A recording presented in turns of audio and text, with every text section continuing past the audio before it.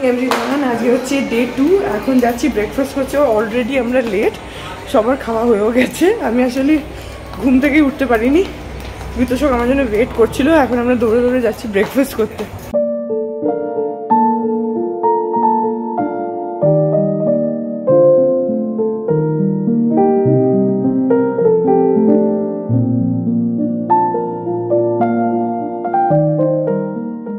এখন বাজে হচ্ছে 1:45। আমার স্নান হয়ে গেছে, আমি পুরো রেডি হয়ে গেছি। এই কালো শাড়িটা পরেছি, এটা আমাকে বিতোষক সোনাঝুরি হাট থেকে কিনে দিয়েছিল, কাঁথা স্টিচ। আজকে ফার্স্ট টাইম পরলাম শাড়িটা। তোমাদেরকে পরে ইনস্টাগ্রামে বা ফেসবুকে ছবি আপলোড করবো, তোমরা দেখে নিও। আর এখন যাচ্ছি নিচে। আজকে সকালে সেরকম কিছু নেই, এমনি জাস্ট স্নান করে রেডি হয়ে বেরোনো, মানে একটু ঘোরাঘুরি করা, গল্প করা, এইসবই হইচই করা। আমি হয়ে গেছি রেডি, বিতোষক রেডি হচ্ছে। ওর হয়ে গেলে তারপরে ও নিচে চলে আসবে। আমি আমার মতন এখন নিচে চলে যাচ্ছি। আমাকে মানিয়ে আসলো শাড়ি পরাতে, সব শাড়িগুলোই মানিয়ে এসে পরিয়ে দিচ্ছে। তো কারণ আমি খুব ভালোভাবে ওই কুচিটা করতে পারি না, এটা একটা আমার প্রবলেম। যাই হোক, এখন রেডি হয়ে গেছে, এবার নিচে যাই। তুমি ইনডোর স্টেডিয়াম বুক করবে, আমার সাপোর্টে আছে। টিকিট আমি বিক্রি করবো, তো বলছি দাও। বেকায়দার লোক, তুমি তো বিক্রি করো, তুমি মাটিও বেচে।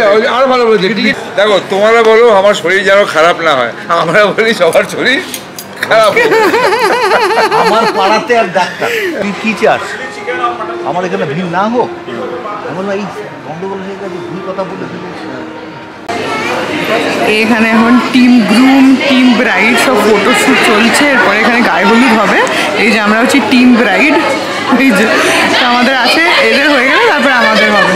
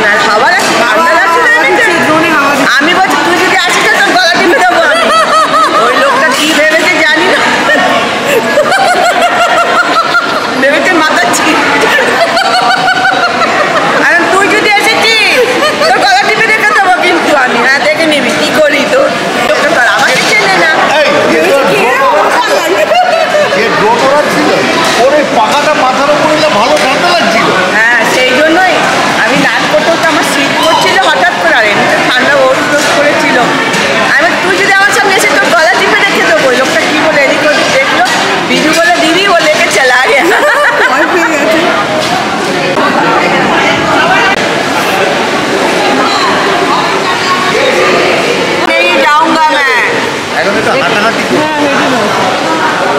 এই তাড়াতাড়ি খা না। শোন না শোন না।